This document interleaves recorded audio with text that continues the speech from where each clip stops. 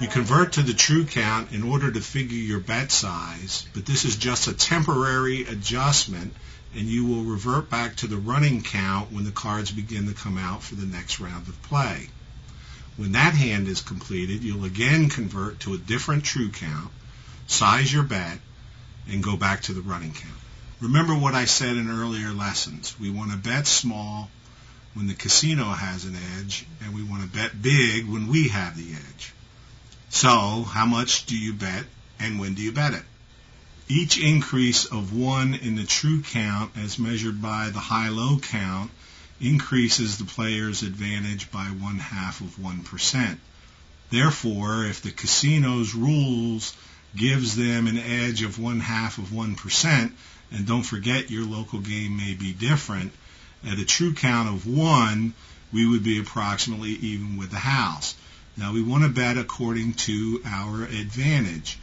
At a true count of 2, we would have an edge over that casino of about 1/2 of 1%.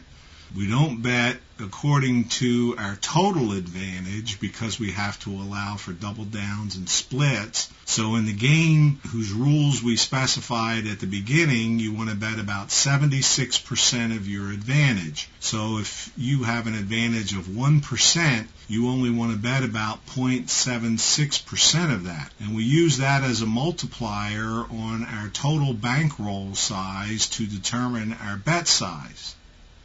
Using the figures from the previous chart with a $3,000 bankroll, which is incidentally the minimum that I recommend you use for this bet spread, you can calculate out the optimum bet for each true count. You can see here that for a true count of 2, the optimum bet works out to be $11.20.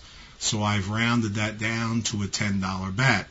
At a true count of 3, the optimal bet is $22.80, so we would bet $20. At a true count of 4, bet $40, and so forth, as you can see here on the chart. This accomplishes several things. First of all, you're betting in round chip numbers, and secondly, if you win a hand of, say, $10, then you can parlay that win to a bet of $20 if the true count has gone up. Now, the best way to learn this betting schedule is to use our old friends, the flashcards.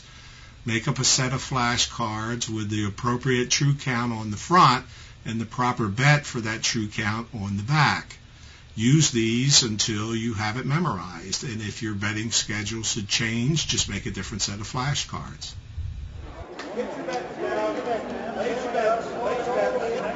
This is a very important point, so please pay attention.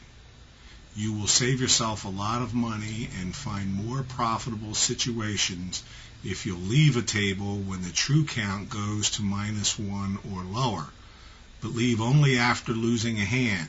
A true gambler would never leave after winning a hand, and we want to look like gamblers, not like counters.